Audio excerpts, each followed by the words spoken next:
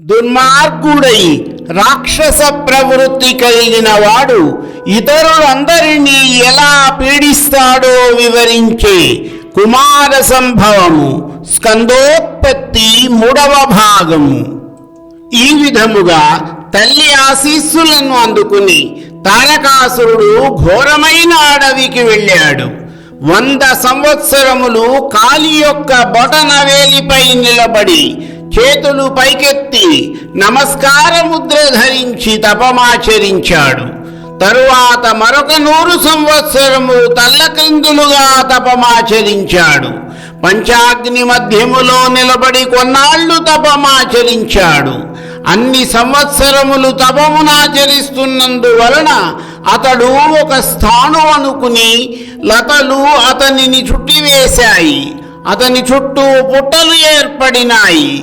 ఈ విధముగా తారకుడు చేస్తున్న ఘోరమైన తపము నుండి భీషణ అగ్నిజ్వాలలు బయలుదేరి ఒక మహా తేజస్సుగా మారి లోకములను భస్మీపటలము చేస్తున్నాయి. ఈ బాధలను భరించలేని దేవతలందరూ కూడా బ్రహ్మదేవుని వద్దకు వెళ్ళి ఆ భీకర వేడిమి జ్వాలల నుండి తమను రక్షించమని ప్రార్థించారు. బ్రహ్మ తక్షణమే తారకాసురుని ముందు ప్రత్యక్షమై, నాయన, నీవు నీ ఉగ్రమైన తపస్సు చేత నన్ను సంతోషపరిచావు. నీకు ఏమి వరము కావాలో ప్రసాదిస్తాను, కోరుకో అన్నాడు.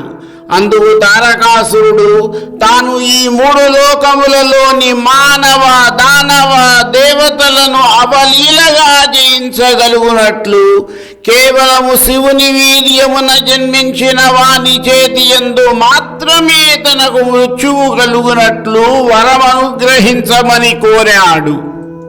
అతడు కోరిన వరములను అనుగ్రహించిన బ్రహ్మదేవుడు సత్యలోకమునకు తరలి వెళ్ళాడు.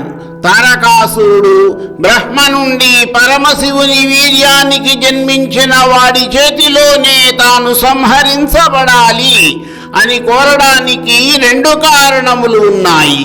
మొదటిది, సతీదేవి వియోగానంతరము ఈశ్వరుడు తపస్సమాధిలో ఉన్నాడు. అతడు తపస్సు నుండి లేవడం, వివాహమాడడం, పుత్రుడు కలగడం ఇవన్నీ కూడా జరగని పనులు అని తలచాడతడు. రెండవది, శివుడు అంటే కామాన్ని గెలిచిన వాడు. ఆయన ఎప్పుడూ తనలో తానే రమిస్తూ ఆత్మస్థితిలో ఉంటాడు కదా, ఆయనకు పుత్రుడు ఎలా కలుగుతాడులే అనుకున్నాడు తారకాసురుడు. తారకుడు తన నగరమైన శోణితపురమునకు ఇచ్చేసి తల్లి ఆశీస్సులు పొంది దేవలోకముపై దండయాత్రకు ముహూర్తము నిర్ణయించమని దానవ గురువైన శుక్రాచార్యుని ప్రార్థించాడు. ఆ ముహూర్తమునకు బయలుదేరి అతడు స్వర్గలోకమును ముట్టడించి తన రాక్షస సైన్యముచే దేవతలను తరిమి కొట్టి దేవేంద్రుని యొక్క సింహాసనము అధిష్ఠించాడు. అంతేకాక స్వర్గ, మర్త్య, పాతాళ లోకవాసులందరినీ కూడా తన దాసులుగా చేసుకున్నాడు. ఈ పరాభవమును సహించలేని దేవతలు బ్రహ్మదేవుని వద్దకు వెళ్ళి తాము పడుతున్న పడరాని పాట్లను, ఇక్కట్లను ఆయనతో ఈ విధముగా మొరపెట్టుకున్నారు. దేవతలందరూ కూడా బ్రహ్మదేవుని అనేక విధములుగా కీర్తిస్తూ స్తోత్రపాఠములు చేశారు. ఆ దేవతలు చేసిన యథార్థములు, హృదయంగమములైన స్తోత్రములను ఆలకించిన బ్రహ్మదేవుడు వారిని అనుగ్రహింపదలిచి దేవతలతో ఈ విధముగా పలికాడు. దేవతలారా, కాంతిహీనములైన నక్షత్రముల వలె మీ ముఖములు ఏల తమ కాంతిని ప్రసరింపచేయకున్నవి. మీ దుఃఖమునకు కారణమేమి? మీ చేతులలో ఉన్న మీ ఆయుధములు ప్రకాశహీనమై ఉండుటకు గల కారణమేమి? మీరందరూ కలిసి వచ్చి నన్ను అభ్యర్థించవలసిన విషయమును నాకు తెలుపుడు. ఈ విధముగా పలికిన బ్రహ్మకు సమాధానముగా దేవతల తరపున బృహస్పతి ఈ విధముగా పలికాడు. బ్రహ్మదేవ, మేము ఓడిపోయినామని నీవు పలికిన మాట నిజమే. మా అధికారము మా శత్రువులచే అపహరించబడినది.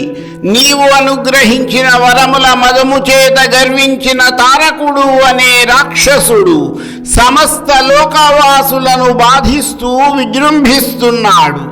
అతనికి భయపడి సూర్యచంద్రుడు, వరుణుడు, వాయుదేవుడు అతనికి అనుకూలముగా సేవలు చేయుచున్నారు.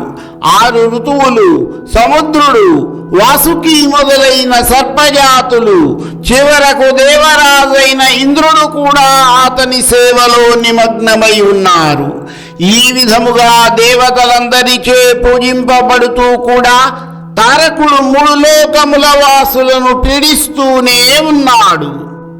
అందువలన దేవా, భవబంధముల నుండి విముక్తిని పొంది మోక్షమును పొందవోరు వారు ఆ బంధమును ఛేదించు జ్ఞానమును ఎలా కోరుకుంటారో ఆ తారకుని వధించుటకై మాకొక సేనానాయకుని సృష్టించి ఇచ్చి మమ్ములను అనుగ్రహింపుడు అని ప్రార్థించారు. వారి ప్రార్థనలాలకించిన బ్రహ్మదేవుడు వారితో, దేవతలారా, మీరు కోరిన కోరిక నెరవేరగలదు. అయితే కొంతకాలము మీరు వేచి ఉండక తప్పదు. నా వలననే ఆ రాక్షసుడు దేవతలను జయించగల వరమును పొందినాడు. దేవతలచే మరణము లేకుండునట్లుగా తారకుడు వరమును కోరినాడు. ఆ వరమును అతనికి నేను ప్రసాదించి తిని. కేవలము శివవీర్యముచే జనించిన వాని వలననే తనకు మరణముండునట్లుగా అతడు వరమును పొందినాడు. కాని సతీ వియోగానంతరము ఈశ్వరుడు విరాగి అయి హిమవత్పర్వత సానువులలో తపస్సమాధిలో ఉన్నాడు. అతడు తన తపస్సును బ్రహ్మచర్యమును విడితేనే కాని అతని వీర్యము స్ఖలించదు. అంటే కామమును జయించిన వాడైన కామేశ్వరుడు తిరిగి వివాహితుడు కావాలి. అంటే అతనిని వివాహమాడడానికి జగన్మాత తిరిగి అవతరించాలి. కనుక ఆ జగన్మాత ఎక్కడ ఉన్నదో తెలుసుకొనడానికి ప్రయత్నము చేయండి అని పలికాడు. మరికొంత కథా వివరణము నా తదుపరి భాగములో.